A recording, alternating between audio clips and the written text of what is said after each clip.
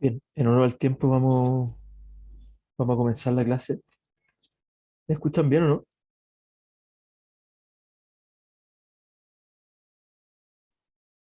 Sí, profe, se escucha todo bien. Perfecto, muchas gracias. Em, bien, ¿cómo están? ¿Cómo van con la tarea uno? Si alguien podría comentar en términos muy breves cómo van con eso. O que levante la mano, ¿cuántos han comenzado la tarea?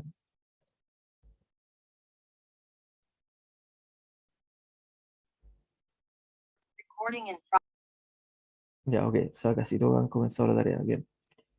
Em, ¿Ya han tenido dificultades? ¿Les ha parecido muy difícil? Comentarios generales.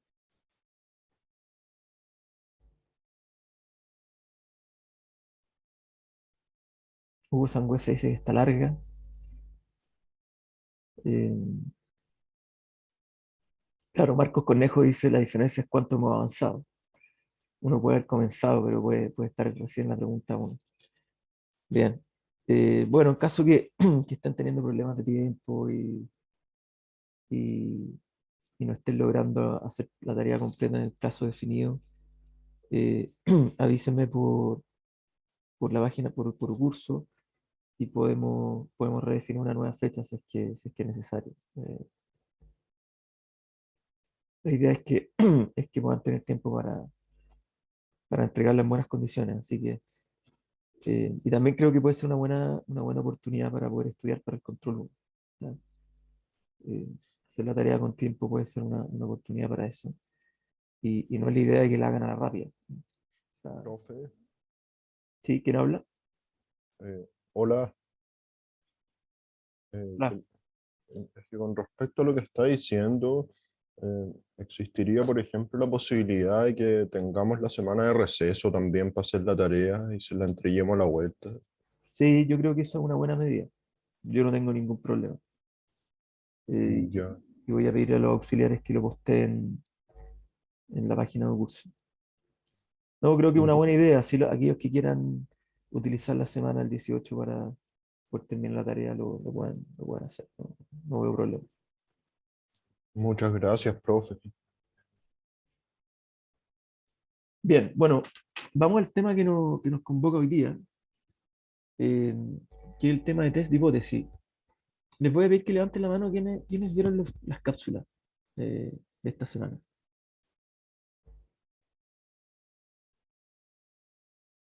Ya, perfecto. Ok. Hoy día somos menos personas. Hay que decir que ha bajado la participación en clase. Hoy día somos recién 22. Y, y sospecho que eso tiene que ver con que probablemente hay varios que quizás no han visto las cápsulas de las sesiones anteriores y eso hace que se vayan quedando un poco atrás.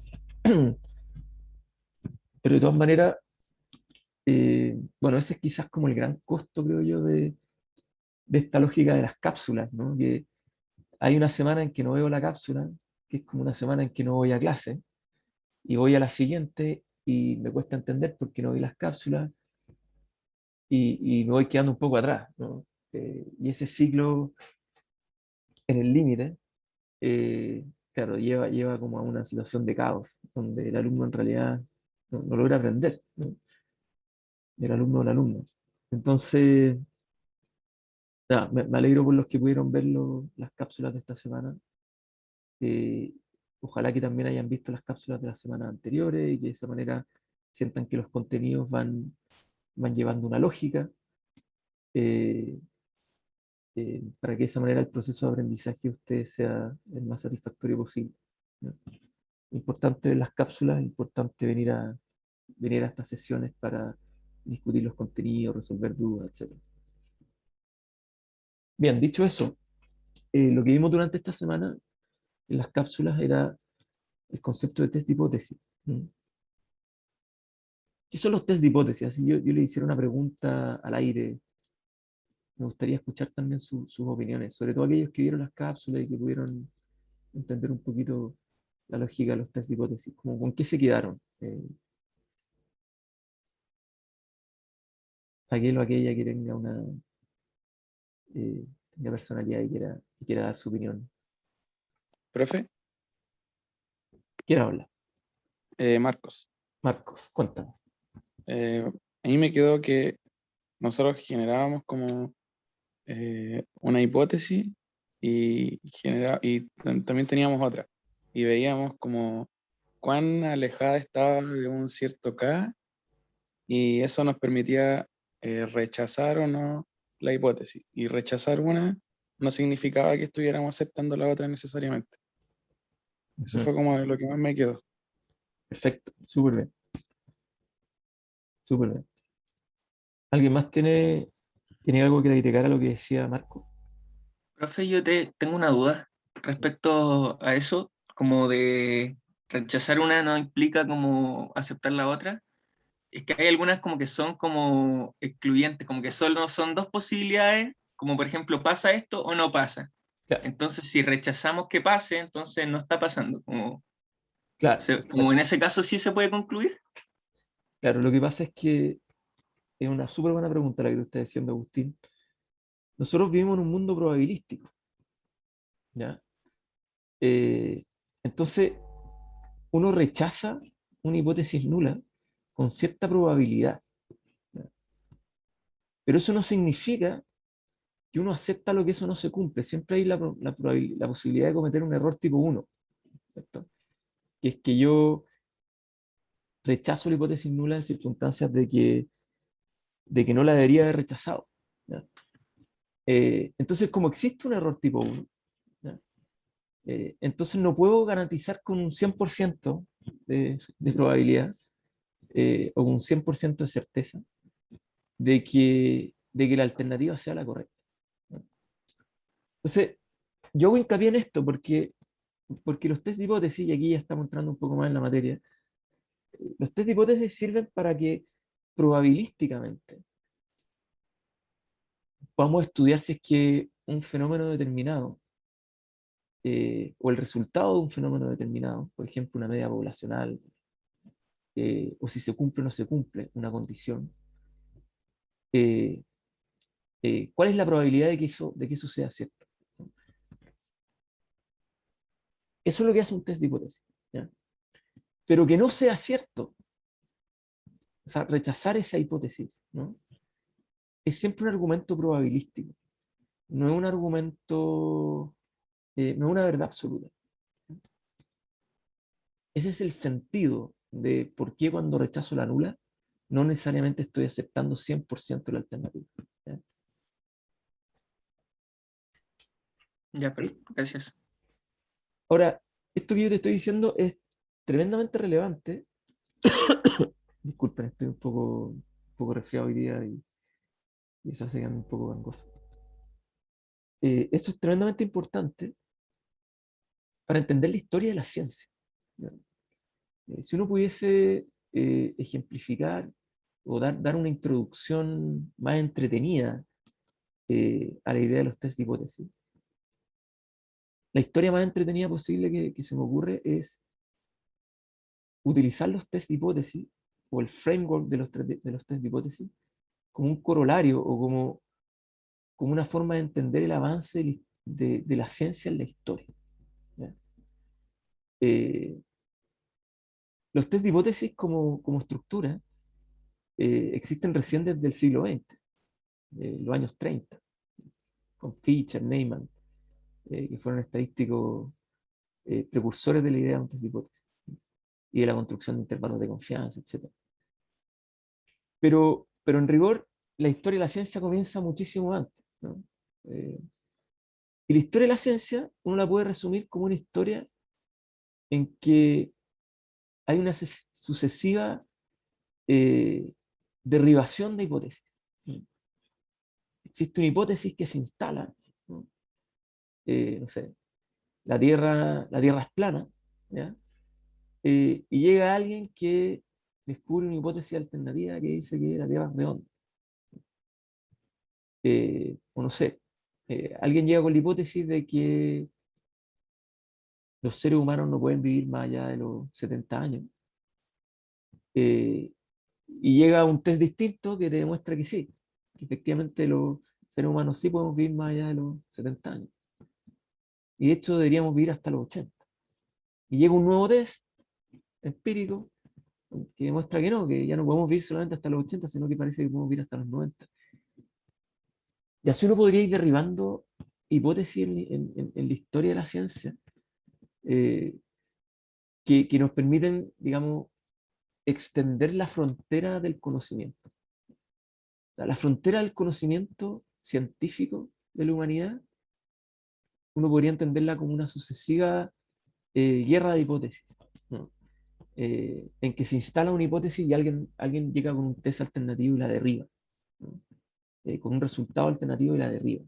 Y esa hipótesis alternativa que derriba la hipótesis nula, ¿no? es la nueva hipótesis a testear, ¿no? Es como la nueva verdad, ¿no? Instalada. Hasta que llega otro y descubre algo alternativo que derriba la hipótesis anterior, y así sucesivamente, ¿no? Hasta que esa determinada hipótesis, digamos, ya se instala como una verdad inexpugnable, o una verdad ya instalada, una verdad estadística que es difícil de rechazar. Y como es tan difícil de rechazar, termina siendo un hecho científico que ya no tiene discusión. Bueno, esa es la historia de la ciencia. La historia de la ciencia es una historia, de nuevo, repito, de instalación de verdades sucesivas que se van rechazando de forma continua y unas se van instalando sobre las otras. Y lo que uno hace con la metodología de los test de hipótesis es un poco contribuir, desde un punto de vista científico, a la expansión de la frontera del conocimiento. Piénselo de esa manera. A mí me parece bonito pensarlo de esa manera. Los test de hipótesis como una metodología para expandir la frontera del conocimiento. Tommy Briones tiene una pregunta. Sí, profe, ¿qué pasa cuando, por ejemplo, dos hipótesis tienen como todas de ganar, como de verdad tienen mucha probabilidad de pasar? Como uno tendría que irse como a un horizonte, a un límite para ver cuál sería la verdadera. Ya, a ver, hay dos como planos para responder la pregunta que tú nos estás diciendo, Tomás, que es una súper buena pregunta. El resultado de un test de hipótesis es unívoco. ¿Ya? O tú rechazas la hipótesis nula, o tú no rechazas la hipótesis. ¿Ya? Es una de dos. No podéis concluir las dos cosas al mismo tiempo. ¿Ya? Eso es lo primero. Segundo, tú estás concluyendo si rechazas o no rechazas una hipótesis nula en base a una muestra que tú tienes a tu disposición, una muestra de datos. Ahora, puede haber otro investigador que tiene otra muestra de datos, distinta de la tuya. Con tu muestra de datos, tú concluyes que rechaza la hipótesis nula. Y el otro investigador, con su muestra de datos, concluye que no rechaza la hipótesis nula. ¿Cuál de las dos hipótesis es la verdadera? Ya, eso hoy día en investigación pasa todo el tiempo. Si tú dedicas al campo de la investigación, en este caso la economía, tú te vas a encontrar con hipótesis históricas, hipótesis rivales, que son históricas, que todavía no se han resuelto. Por ejemplo, una hipótesis súper interesante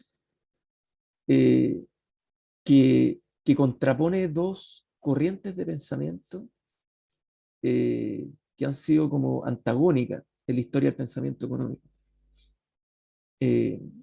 Una es el capitalismo y el otro el socialismo, ¿no? Son como dos corrientes históricas respecto al rol del Estado en la economía. Una economía socialista, el rol del Estado, o de planificación centralizada, ¿no? El rol del Estado es sumamente relevante. El Estado cumple un rol coordinador, ¿no? En cómo se asignan los recursos dentro de la economía, ¿no? En una economía neoliberal o capitalista, ¿no?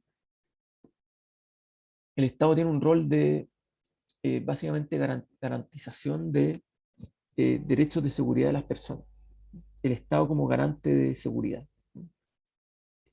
Pero la asignación de los recursos de bienes y servicios dentro de la economía está totalmente destinado a la iniciativa privada, al mercado. Y alguien podría decir, bueno, pero ¿cuál de estos dos modelos permite un mayor crecimiento de la economía a largo plazo? Permite agrandar la torta a largo plazo. Es una pregunta.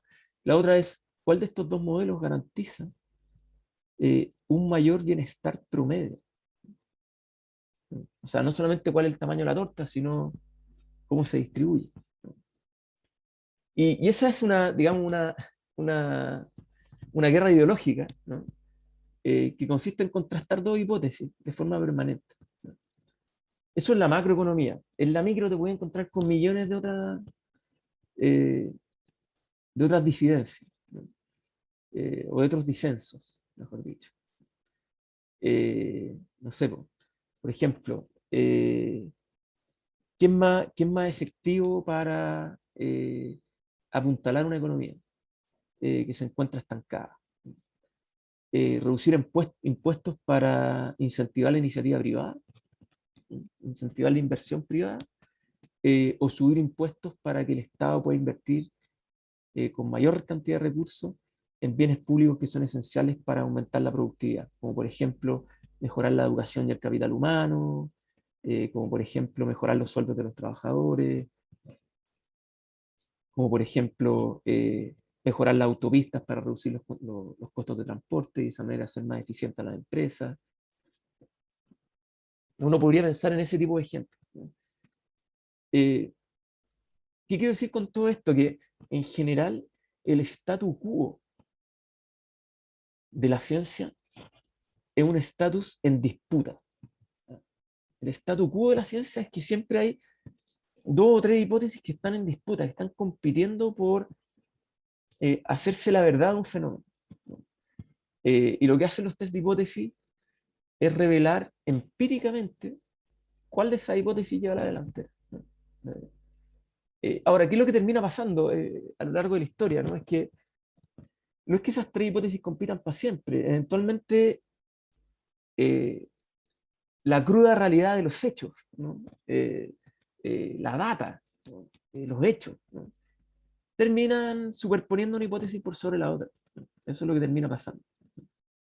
Entonces es importante como entender los test de hipótesis y la estructura de los test de hipótesis como, claro, como una metodología que se aplica aquí y ahora, ¿no? Pero que sin embargo se puede aplicar millones de veces y se tendría que aplicar millones de veces en distintos contextos, con distintos datos, para distintas poblaciones, testear siempre lo mismo, para que de esa manera podamos más o menos concluir cuál de estas dos hipótesis, o tres, o las que sean, terminan prevaleciendo. No sé si contesto tu pregunta. Sí, muchas gracias, profe. Bien, perfecto. No sé si luego de esta introducción podemos ya ahora pasar a algunos conceptos básicos ya más metodológicos de los test de hipótesis. Y de esa manera podemos ir resolviendo las eventuales dudas que ustedes vayan poniendo, ¿ya? Como siempre voy a ir más o menos rápido por las slides del PPT para que de esa manera podamos alcanzar a cubrir la materia. Voy a simplemente dar como algunas directrices generales, que a mi juicio son las más importantes en términos conceptuales, para entender aquello que es neurálgico de esta parte de la materia. Bien, lo más importante, creo yo, está en este gráfico que ustedes ven acá. Lo que ustedes ven en este gráfico son dos curvas de distribución, ¿cierto? Una que es la primera que ven acá, que es la curva de distribución de la hipótesis nula, ¿cierto? Y esta segunda que ven acá, que es la curva de distribución de la hipótesis alternativa. Eh, Típicamente uno tiene varias, digamos, formas de hacer uso de los test de hipótesis. Yo puedo hacer uso de los test de hipótesis para testear si es que, no sé, el promedio de una población es igual o distinta a una constante determinada. Yo puedo testear yo puedo usar los test de hipótesis para testear si es que el promedio de una población determinada es igual o distinto al promedio de otra población con la cual me quiero comparar. Uno podría utilizar los test de hipótesis para comparar si proporciones de una determinada variable aleatoria son iguales o distintas entre dos poblaciones, si las varianzas son distintas entre dos o más poblaciones, y así sucesivamente, ¿no? Siempre uno compara contra algo, pero ese algo contra el cual compara puede ser ya sea una constante o un parámetro de una población contra la cual nos queremos comparar, ¿ya? Y eso es importante tenerlo claro. Entonces siempre consideren este ejemplo que ustedes ven acá como la comparación entre, digamos, entre ya sean dos poblaciones o, o una población respecto de una constante determinada, ¿ya? ¿Alguien tenía una mano levantada? Se me fue. O sea, yo era profe, pero mi pregunta era, ¿el K es como arbitrario, no? Como que El K siempre es no. arbitrario. El K siempre es arbitrario y depende de cuál es tu hipótesis, ¿no? O sea, te pongo un ejemplo. Típicamente en econometría, lo que uno intenta evaluar es si un programa determinado genera un impacto en sus beneficiarios. Por ejemplo, hoy día creo que lo discutimos en la última sesión. Hoy día el Estado está haciendo entrega de el IFE, ¿no? Y el IFE, claro, tiene la expectativa de ser una fuente de ingresos que le va a permitir a las familias, sobre todo aquellas que tienen escasos recursos, de poder sacar adelante ya sean sus negocios o sus necesidades básicas de consumo, ¿ya? Eh, entonces uno podría decir que el impacto del programa, ¿cierto? Va a ser un impacto positivo en la medida que la situación de ingreso que tenían las familias beneficiarias antes del IFE sea menor a la situación de ingreso que van a tener las familias después del IFE, ¿cierto? Entonces mi hipótesis nula podría ser que esa diferencia es igual a cero, y ahí mi K es cero, ¿cierto? Ese es un ejemplo concreto, ¿ya? Pero ¿qué es lo importante de estos dos gráficos? Primero que uno identifica, en este caso el promedio, como una hipótesis nula, que es el caso de la izquierda, de la distribución de la izquierda, y como mu sub 1, el caso de la hipótesis alternativa, ¿ya? O sea, yo quiero saber si es que el promedio de mi población es igual a mu sub 0 o igual a mu sub 1. Mu sub 1 en este caso distinto de mu sub 0. Y para eso, yo típicamente lo que hago es basarme en el teorema del límite central. Voy a tratar de ir a las láminas de la semana anterior. Esta es la lámina del teorema del límite central. No sé si se acuerdan que esta expresión, x barra menos el parámetro de mi hipótesis nula, partido por sigma, partido por raíz de n, sabemos que distribuye una normal 0,1, ¿cierto? Entonces, lo que yo voy a hacer es utilizar mi test de hipótesis para verificar si es que este parámetro en particular, una vez que yo lo descompongo y construyo un intervalo de confianza, ¿cierto? Verificar si es que el parámetro mu, ¿ya? En este caso mu sub 0, ¿cierto? Se encuentra o no se encuentra dentro del intervalo de confianza que yo creé para mi variable aleatoria, ¿ya? Así es como opera la lógica del test de hipótesis, ¿ya? Yo tengo una hipótesis nula, quiero testear si es que esa hipótesis nula se cumple. ¿Cómo testeo si se cumple o no se cumple? Construyo un intervalo de confianza para mi variable aleatoria, para mi promedio en este caso, y verifico si es que el valor K, en este caso mu sub 0, está contenido o no está contenido dentro de mi hipótesis, ¿ya? Que es distinto al valor K que ustedes ven acá. Este valor K tiene otra connotación. Este valor K de acá, lo que va a definir es el límite del rechazo de mi hipótesis nula. O dicho de otra forma, el tamaño del test, ¿ya? O la significancia del test. Mientras más a la derecha se encuentra este K, ¿ya?, más exigente va a ser el tamaño del test. O sea, más difícil va a ser rechazar la hipótesis nula de que el promedio es igual a mu sub 0. Y en efecto, digamos, no es que apruebe, pero le doy más chance, ¿no?, a la posibilidad de que en realidad mu sea igual a mu sub 1, ¿no?, que es la hipótesis alternativa. Entonces, K viene a definir algo así como el tamaño del test, ¿no?, o la significancia estadística del test. Y típicamente eso se define como el área bajo la curva que está a la derecha del valor K sobre la distribución de la hipótesis nula. Es decir, la primera curva que ustedes ven acá. Es decir, ese 1 que ustedes ven ahí, que apunta con una flechita a un área, esa área bajo la curva es lo que yo llamo el tamaño del test, o el alfa. El alfa. Y el alfa también le llama el error tipo 1. ¿Por qué le llamamos alfa el error tipo 1? Porque yo cada vez que encuentre valores de z, cuando construya mi intervalo de confianza, valores de z que estén por sobre ese valor k que define mi función de distribución z, yo voy a rechazar la hipótesis. Pero ese valor z contra el cual me voy a comparar va a ser un valor z que viene definido por el tamaño de mi test. En este caso, alfa. Es decir, en términos clásicos, 0.05. Típicamente queremos construir un intervalo de confianza al 95% de confianza, entonces necesito un alfa igual a 0.05. También lo puedo subir como un 0.01 si es que rechazo al 1%, o como 0.1 si es que rechazo al 10%. Pero en general esa área de rechazo, ¿no?, viene dada por el nivel de significancia de mi test o el tamaño de mi test alfa. Y ese tamaño de test alfa yo también lo denomino como el error tipo 1. ¿Y qué es lo que es el error tipo 1? El error tipo 1 es básicamente rechazar la hipótesis nula en circunstancias de que no debería haberla rechazado. O sea, ¿qué probabilidad hay de que yo rechace la hipótesis nula en circunstancias de que en verdad no la debería haber rechazado? Bueno, esa probabilidad está dada por alfa.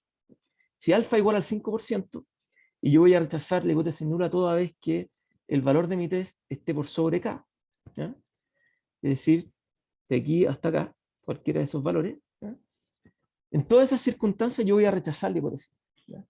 Pero eso no significa que yo estoy 100% cierto de que mi hipótesis nula no es la correcta.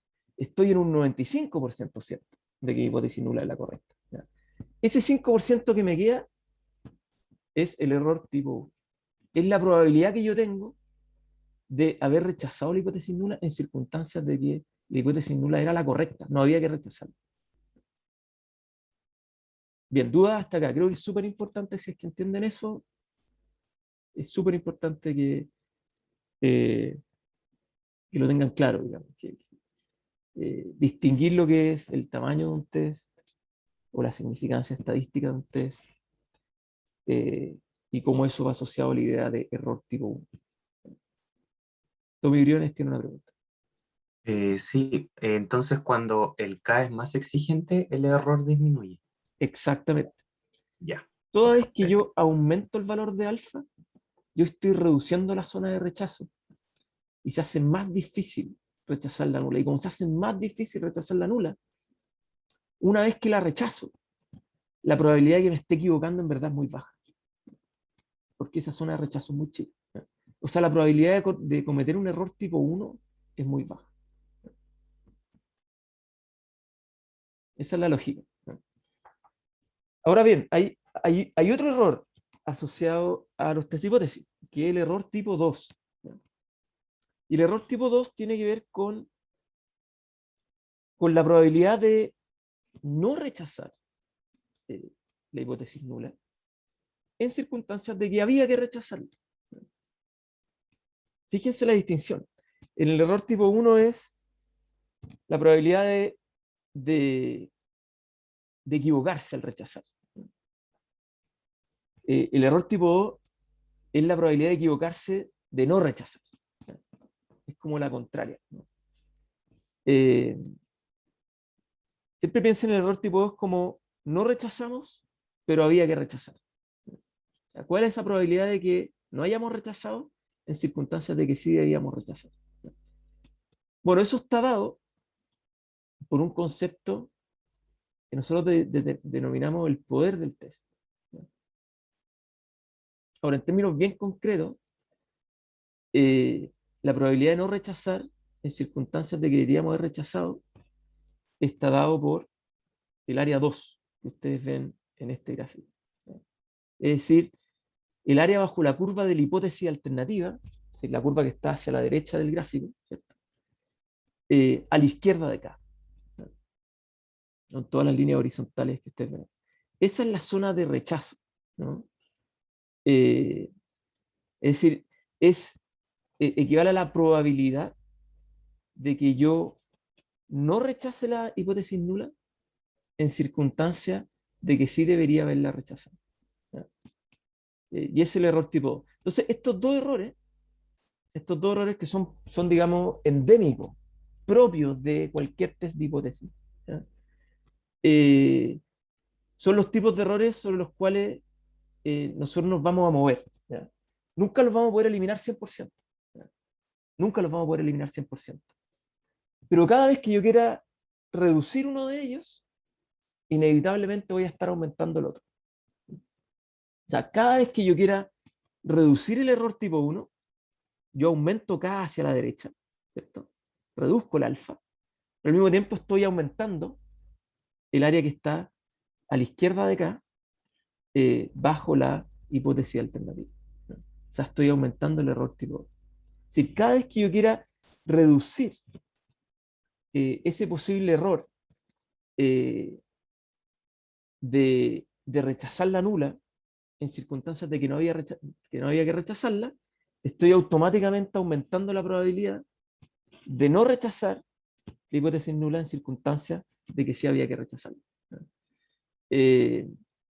Esa digamos, relación entre ambos tests, de nuevo, es endémica a todo test de hipótesis y no hay manera de solucionar a priori, excepto que reduzcamos, ¿no?, las varianzas de nuestras distribuciones, que en este caso están siendo representadas en estas dos curvas. Y aquí la pregunta va a usted, y yo creo que si logran responder esta pregunta, habrán podido relacionar el teorema límite central con la idea de los test de hipótesis. ¿Qué tengo que hacer para poder reducir las varianzas de estas dos curvas? ¿Qué tengo que hacer para poder reducir las áreas bajo las curvas que definen los errores tipo 2 y tipo 1?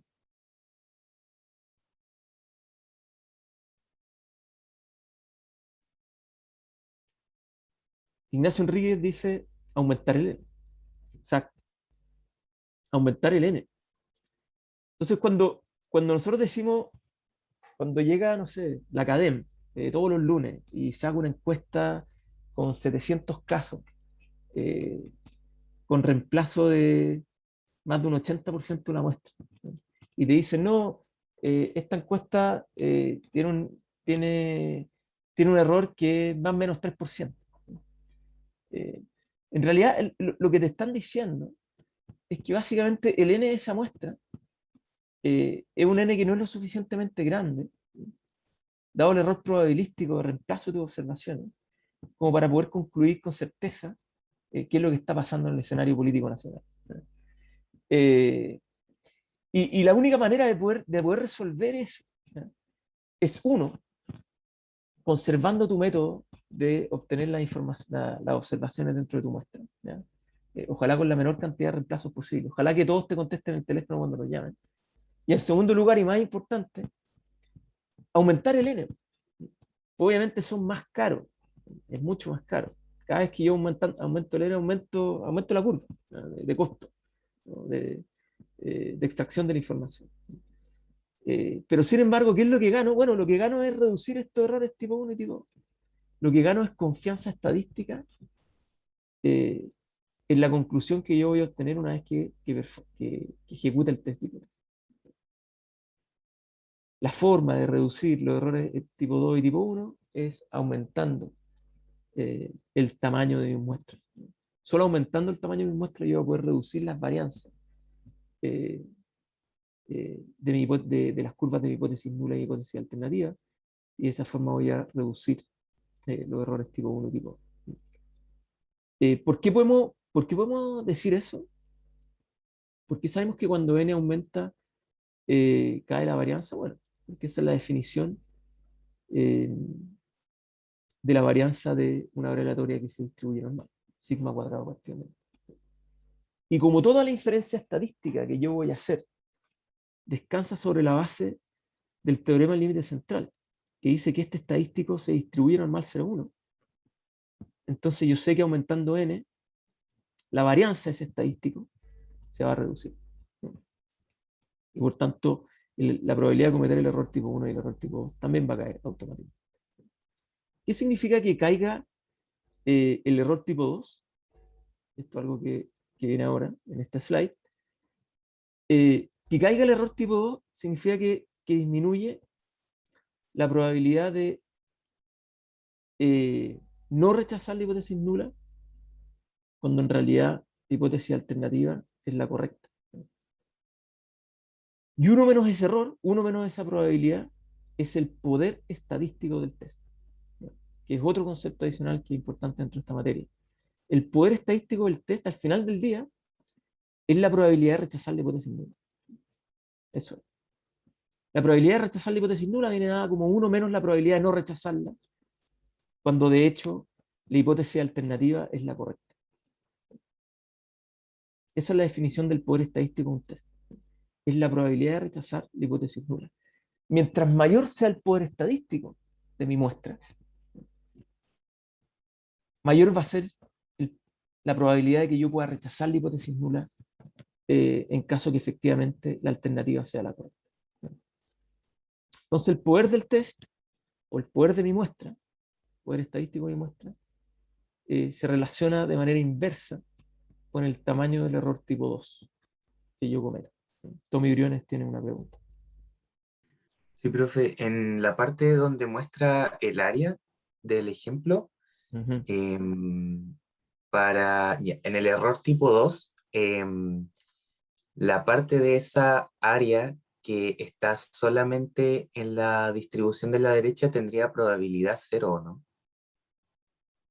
Porque hay como del área 2, hay una parte que está en la intersección y otra parte que está solamente en la distribución de la derecha, que es como el cachito que queda ahí Si te entre el refieres como a K, esta parte de acá.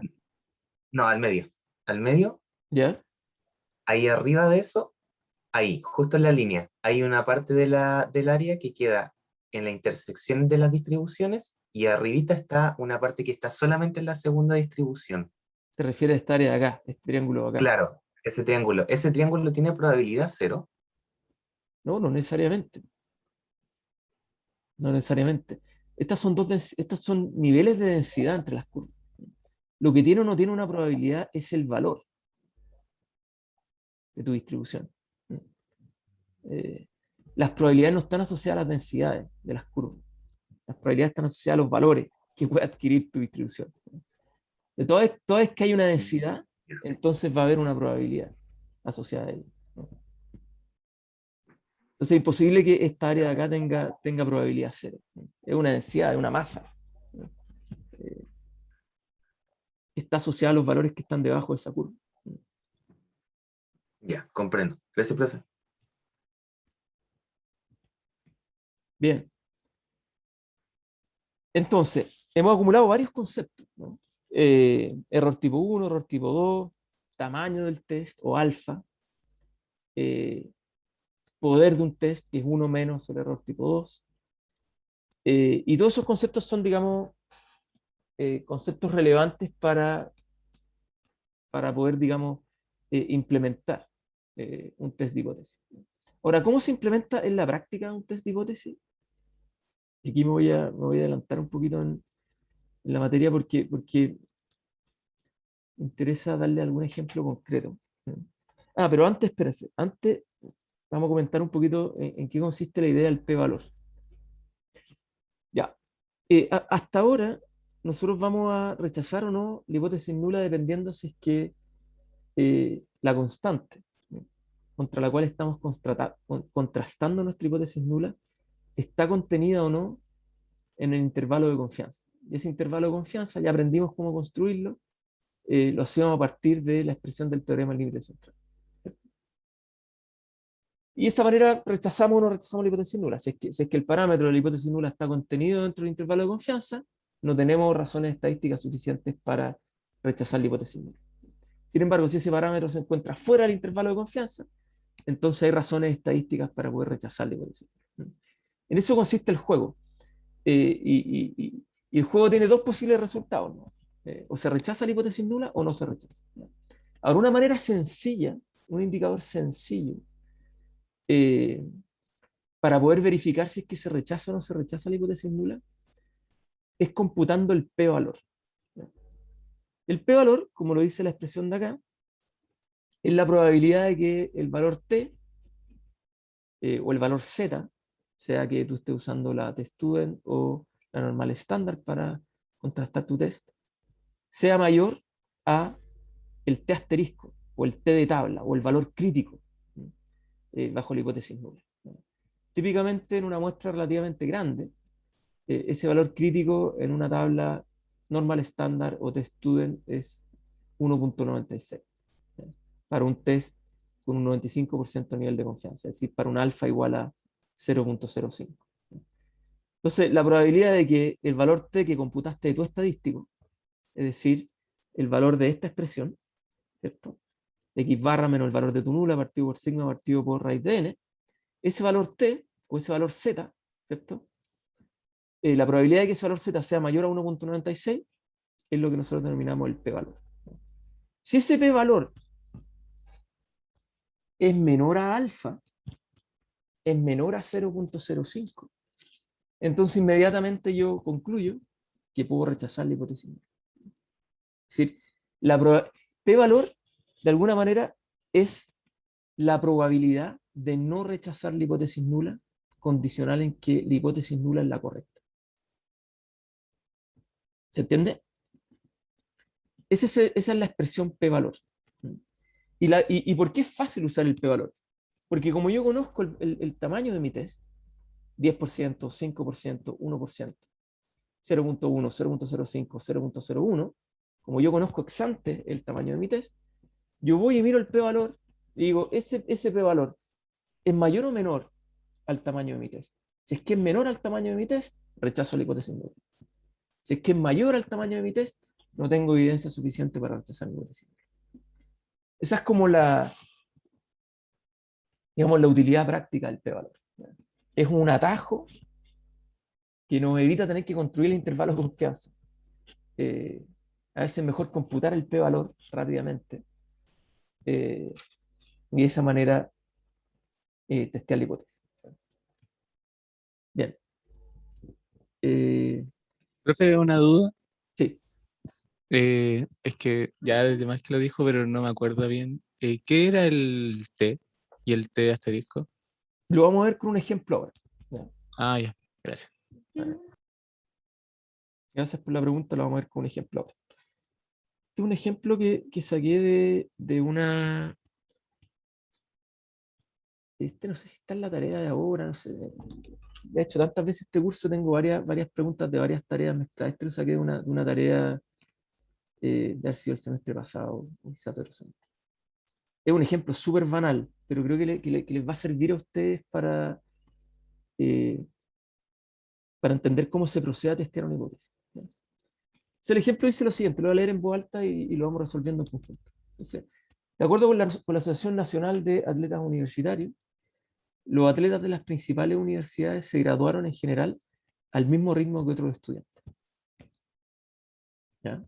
Digamos que eso es como un statement o como una aseveración, una hipótesis. La encuesta incluía estudiantes que habían ingresado a la universidad justo antes que se pusiera en práctica la proposición 48 de la asociación.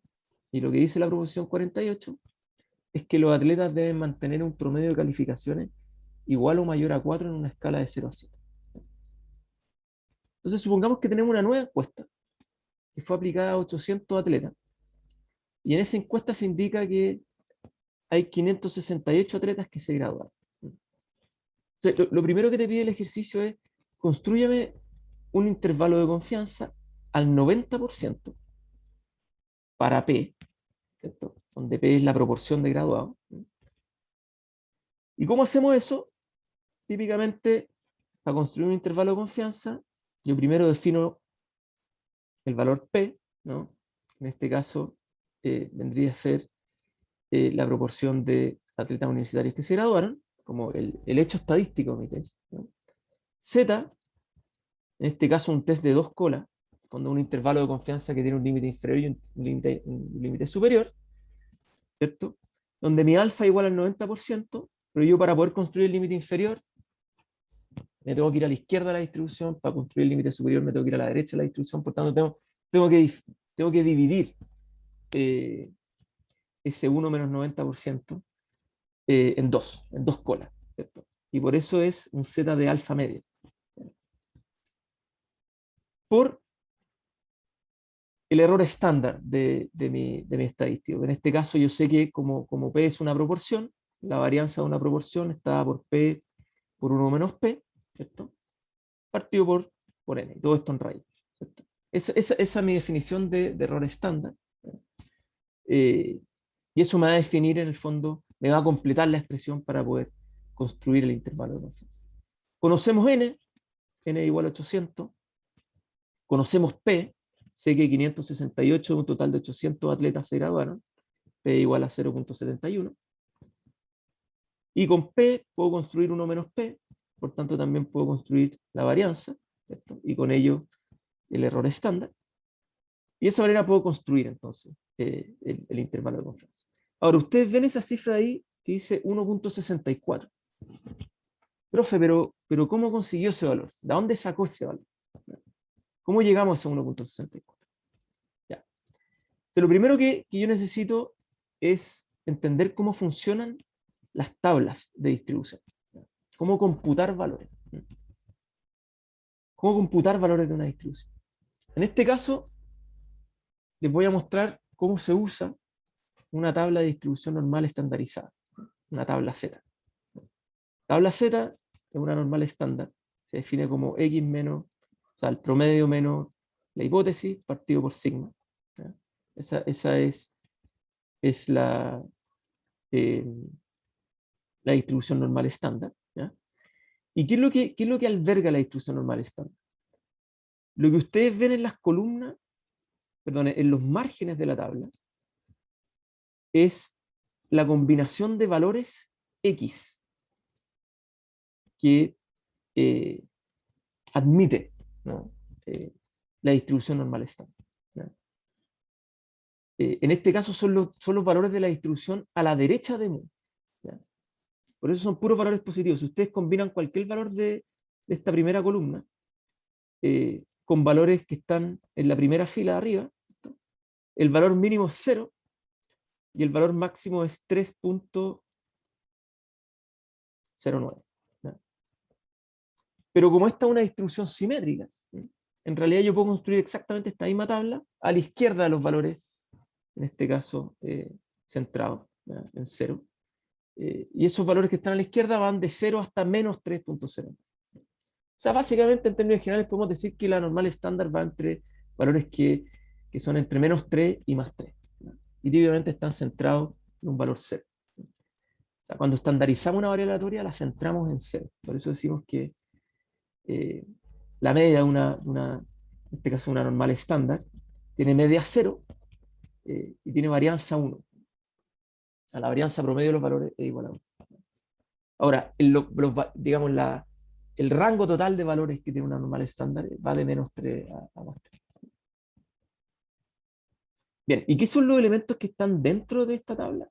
Esas son las probabilidades de observación de cada uno de esos valores. Entonces, por ejemplo, la probabilidad de observar el valor 0.3, ¿okay? O valores mayores a 0.3 es igual a 0.38. O sea, el valor 0.3 estará por acá, ¿cierto? La probabilidad de observar valores mayores a 0.3 es 0.38. la probabilidad de observar valores mayores a 1.96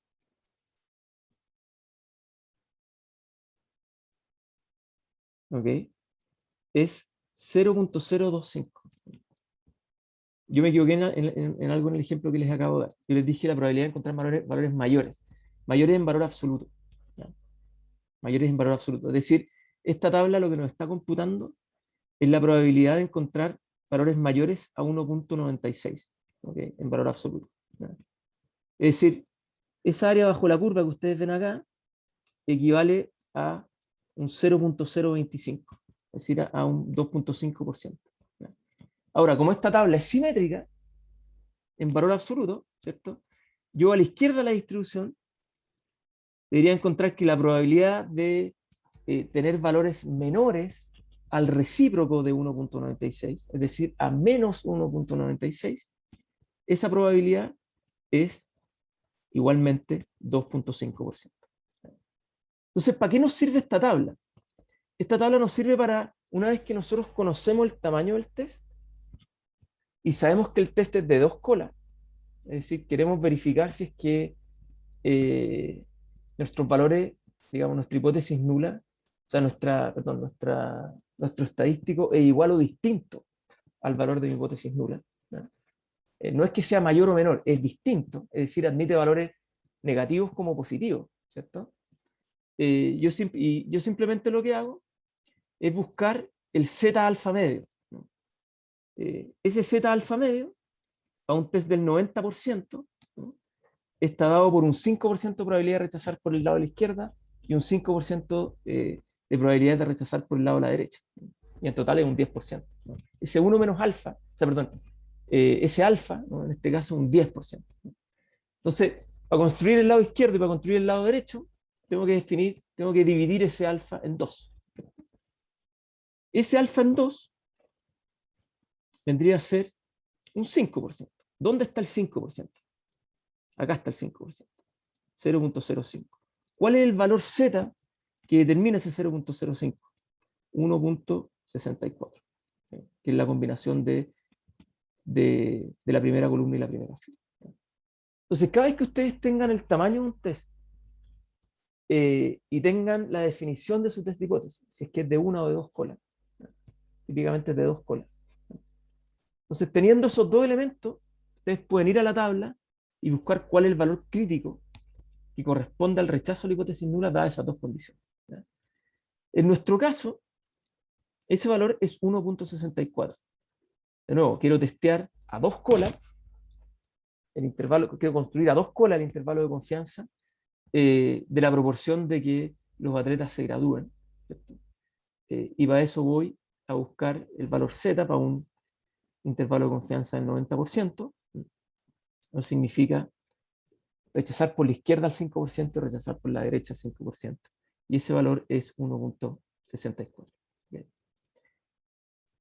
Ustedes pueden utilizar una tabla similar para n es igual, para n es más grande, una distribución similar para el caso de la test-student, porque estas dos distribuciones en el límite, ¿cierto? Se distribuyen normal. De hecho, creo que eso fue algo que vimos en la clase anterior. Pero que de todas maneras se puede constatar en la misma tabla. De hecho, si ustedes van a la tabla test-student, la tabla test-student, ¿qué es lo que cómo lees la tabla test-student? Este R que ustedes ven acá a la izquierda, esta columna, te indica el tamaño de tu muestra, o los grados de libertad en realidad. Que son n menos la cantidad de parámetros que estáis testeando. En nuestro caso es 800, que es el tamaño de nuestra muestra, menos el parámetro que queremos testear, que en este caso es 1. Es la media.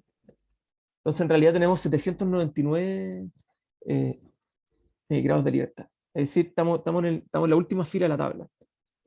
Algo así como el infinito. Cualquier número mayor a 120, tienes que ubicarte entonces en la fila del infinito.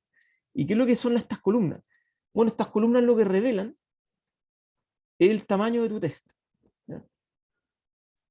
el tamaño de mi test es 0.05, o sea, rechazo la hipótesis nula un 95% de confianza.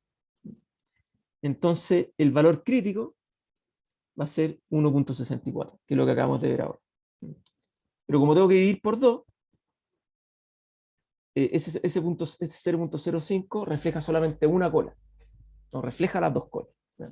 Si quiero dividir por 2, entonces me tengo que ir al 0.025.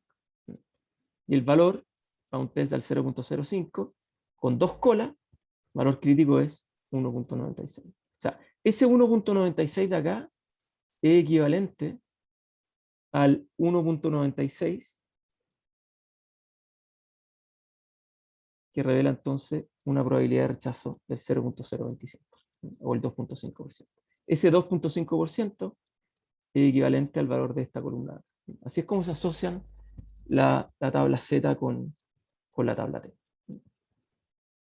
Bien. Ahora, ok, construimos nuestro intervalo de confianza.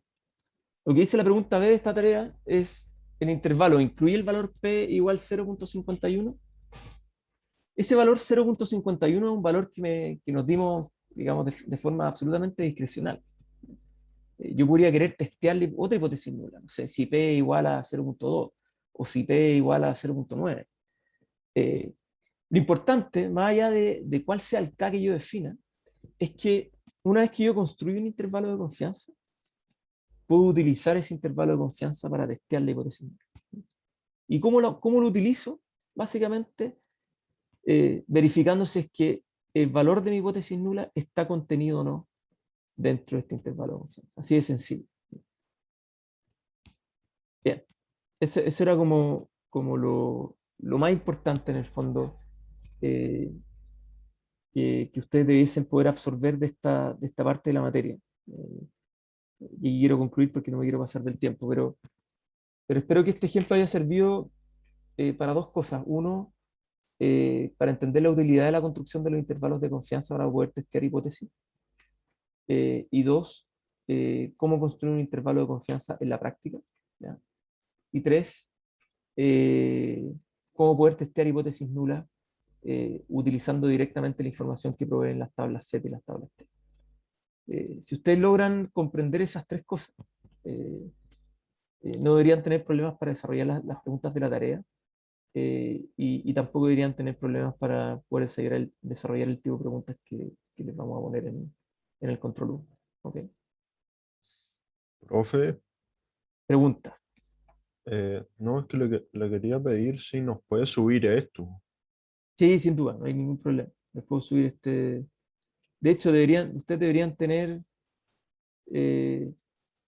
para después de la tarea, una vez que entreguen la tarea, yo típicamente lo que hago es que les subo todas las tareas de los años anteriores y controles de los años anteriores, Ah, ya. con sus pautas Ya. determinadas y todo. Entonces la idea es que ustedes puedan utilizar esos ejercicios para poder estudiar para el control. Típicamente no lo hago antes de la tarea,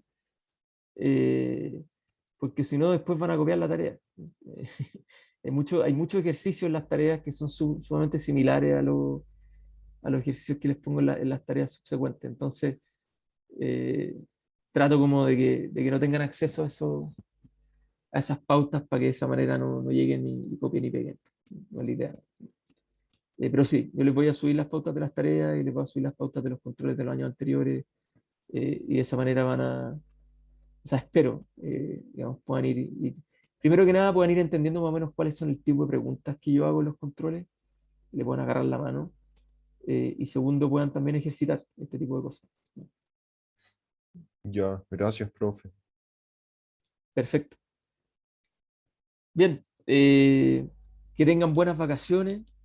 Les voy a mandar les voy a decir a los auxiliares que puedan postear la noticia de una nueva fecha para la entrega de la tarea. Y nada, les deseo unas buenas vacaciones. Y ojo, que a la vuelta de las vacaciones viene el control 1.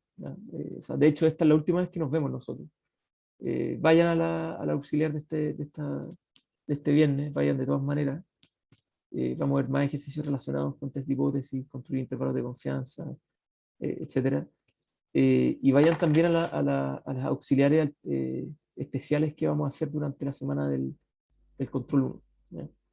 Va a haber una auxiliar especial esa semana, que debería estar en el calendario del curso.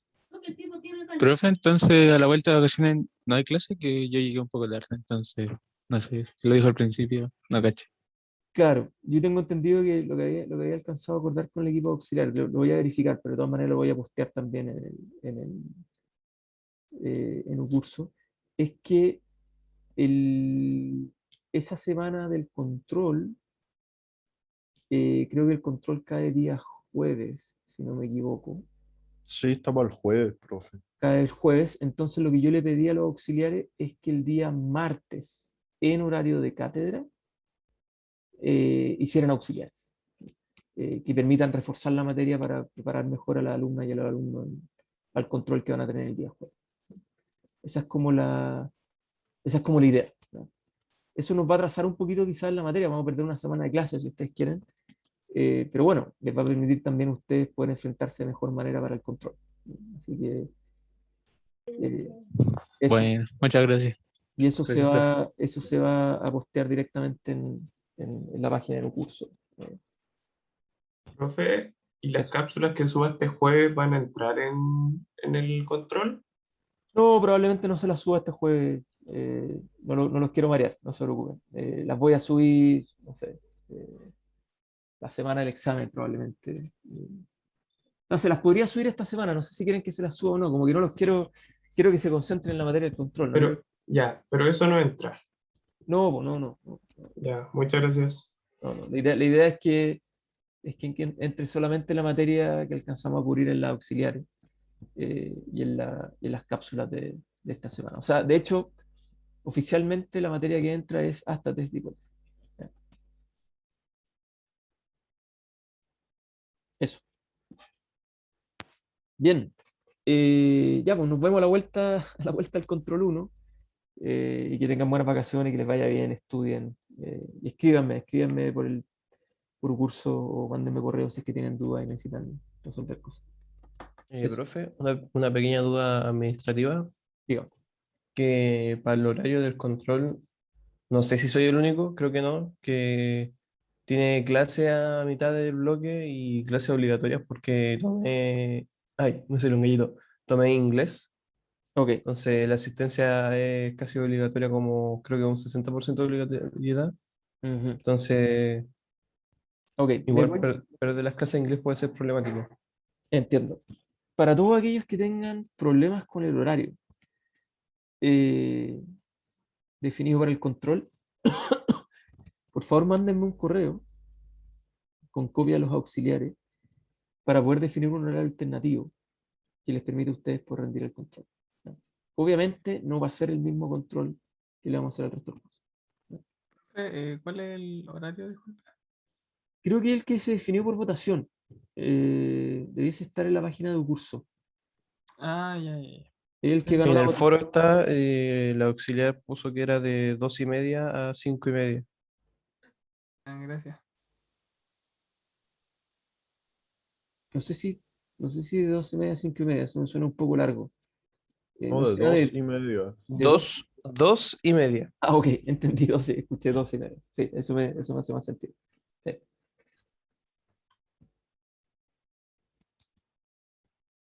14:30, 17:30, tal como dice Camila Tolosa. Igual que haría más como si fuese desde las 12. No sé, digo yo, propuesta. No, sí, con 3 horas lo van a poder hacer de manera razonable, no se preocupen. Eh, el control está pensado para ser desarrollado en 1 hora 30 minutos. Les damos 1 hora 30 minutos más para que puedan subir las cosas y también para que puedan tener más tiempo para desarrollarlo en caso que tengan dudas, etc. Bien, los dejo hasta acá entonces. Que tengan buenas vacaciones y de nuevo cualquier duda me escriben, y vamos a ir resolviendo. Chao, profe. Usted Gracias, igual. profe, buen día. Chao, profe, gracias. Gracias. Chao, Profe, que esté gracias. bien.